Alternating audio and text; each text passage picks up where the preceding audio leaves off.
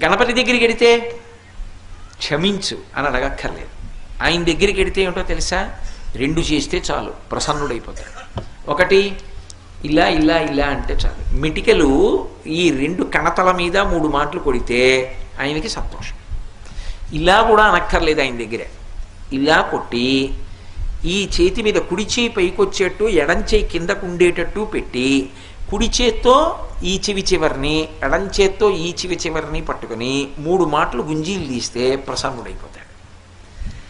ఏమండి మీరు చెప్తున్నారు బాగానే ఉంది, కానీ అంత పరబ్రహ్మం విఘ్నేశ్వరుడు, ఆయనకి ఎందుకండి ఇలాంటివన్నీ, ఇలాంటి పిల్లల చేష్టితాలు అన్నీ చేస్తే ఏమిటండి ఆయనకి ఆ సంతోషం అని అడగచ్చు మీరు. దీని వెనక ఒక మర్మం ఉంది.